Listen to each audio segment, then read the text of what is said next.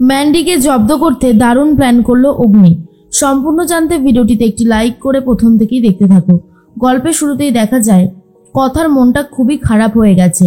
তখনই জুরি আর ঋতু বলে, কথা এখন মন খারাপ করলে কি করে হবে বল, তুই তো চেয়েছিলিস এই প্ল্যানটা করতে, তাহলে এখন এরকম ভাবে মন খারাপ করে থাকলে হবে? কথা বলে, না না, মন খারাপ করব কেন, আমি একদম ঠিক আছি, আসলে একটু খারাপ লাগছিল তো সেই জন্যই। তখনই জুনি আর ঋতু বোঝাতে থাকে সব ঠিক হয়ে যাবে, তুই দেখিস, এত বেশি কষ্ট পাস না, এই ম্যান্ডিটার পুরো স্বরূপটা আমরা সবার সামনে নিয়ে আসবো, আর সেই জন্য তো আমাদেরকে একটু অপেক্ষা করতে হবে, তাই না? একটু অপেক্ষা কর, দেখ সব ঠিক হয়ে যাবে। অন্যদিকে বারবার করে একটা কথাই ভাবছিল অগ্নি, যেভাবেই হোক না কেন এখান থেকে সরে যেতে হবে। তার মধ্যে ম্যান্ডি বলে, এবারে তাহলে আংটি বদলটা হয়ে যাক। এর মধ্যেই অগ্নি মান্ডবীকে আংটিটা পরিয়ে দেয়, আর আংটি পরে তো মান্ডবী অনেক খুশি।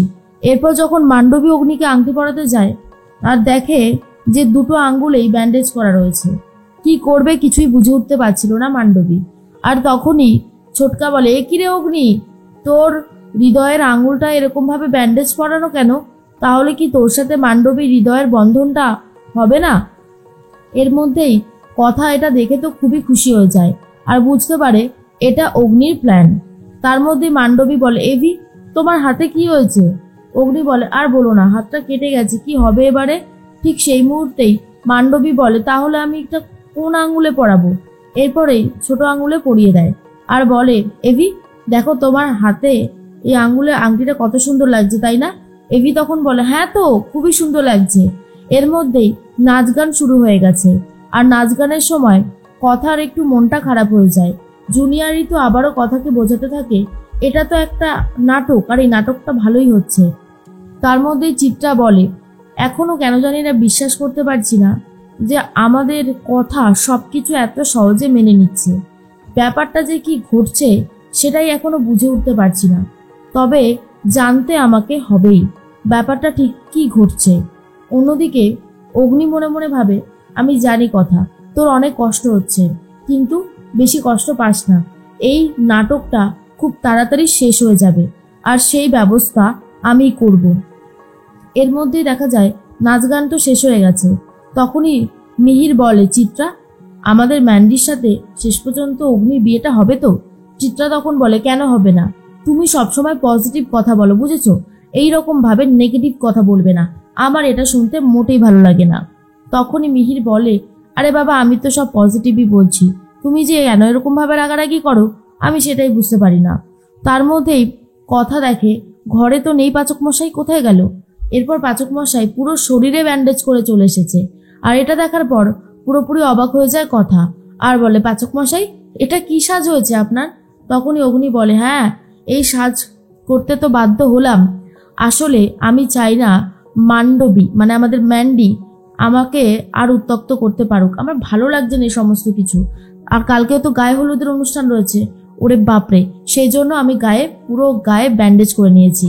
আর এটা শোনার পর কথা হাসতে থাকে আর বলে, আপনি গায়ে হলুদের অনুষ্ঠানে থাকবেন না বলেই এরকমটা করেছেন তাই তো, ঠিক আছে আপনার গায়ে হলুদ আমি এত বেশি করে বড় করে আর দেব না, তাহলে হবে তো? আর অগ্নি তখন বলে, কথা তুই যে কি বলছিস আমি বুঝতে পারছি না। কথা বলে, আপনি তো চাইছেন না যে আপনার গায়ে হলুদের অনুষ্ঠান বড় করে হোক, ছোট করেই হবে, আর সেই ব্যবস্থা আমি করে দেব। ম্যান্ডি এসে বলে, এ কি তুই আমাদের ঘরে কি করছিস? হ্যাঁ এটা তো আর একদিন পর আমার ঘরেই হবে, তুই আমার বরের কাছে আসবি না, যা এই ঘর থেকে। আর এভি তুমি সারা গায়ে এরকম ব্যান্ডেজ করেছো কেন? আর তখনই এভি বলে, ব্যান্ডেজ করেছি কেন, ব্যান্ডেজ করেছি তার একটাই কারণ, চুলকুনি। এটা বলে দেয় কথার, বলে, হ্যাঁ চুলকুনি তো, সারা গায়ে এত চুলকানি হয়েছে সেটা আর বলার কথা না। শোন না মান্ডবী, তুই কিন্তু পাচক মশাইয়ের কাছে যাস না, চুলকানি রোগটা কিন্তু খুবই ছোঁয়াচে, একবার যদি কিছু হয় না তাহলে কিন্তু তোরও শুরু হয়ে যাবে। ভাব বেনারসির আগে যদি তোর সারা গায়ে এরকম ভাবে ব্যান্ডেজ পরানো থাকে তাহলে ঠিক তোর কেমন মনে হবে? মান্ডবী ভাবে, সত্যিই তো, কথা তো একদম ঠিক কথাই বলেছে, না না বাবা, আমি আজকে আর এভির কাছে যাব না, এভির কাছে গেলেই আমি বিপদে পড়ে যাব, তার থেকে বরং আমি আমার ঘরেই চলে যাই, সেখানেই ভালো মতন বিশ্রাম করি। এর মধ্যেই মান্ডবী তো চলে যায় আর কথা বলে, পাচক মশাই আমি বরং যাই, আপনি ঘুমিয়ে পড়ুন, অগ্নি তখন বলে, ঝগড়া করার বেলা এই ঘরে আসিস আর তারপর এই ঘর থেকে চলে যাস, তোর ব্যাপার স্যাপার কি বলতো? তোর ব্যাপার স্যাপার কিন্তু খুব একটা ভালো লাগছে না আমার। হ্যাঁ, কথা তখন বলে, পাচক মশাই আপনি এসব নিয়ে একদমই ভাববেন না, আপনি বরং বিশ্রাম নিন। এই বলে কথা তো চলে যায়। পরে যখন কথা ঘরে আসে তখন দেখে অগ্নি মায়ের ছবি, নিজের ছবি যেটা এঁকেছিল মা আর অগ্নির, সেই ছবিটা বারবার করে দেখতে থাকে আর বলে, তুমি কোথায় মা? তুমি যদি কাছাকাছি থাকতে আজকে খুব ভালো হতো জানো, তোমাকে জড়িয়ে ধরে অনেক মনের কথা শেয়ার করতে পারতাম আর ভালোও হতো, কিন্তু তুমি তো আমার থেকে অনেক দূরে চলে গেছো। আর ঠিক তখনই কথা চলে এসেছিল। কথা তখন এসে বলে, আমি পরে আসছি পাচক মশাই।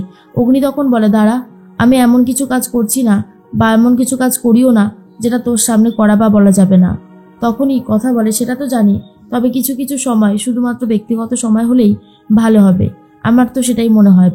এর মধ্যেই কথা চলে যাচ্ছিল। অগ্নি হাতটা টেনে ধরাতে কথার হাতে হলুদের বাটি ছিল।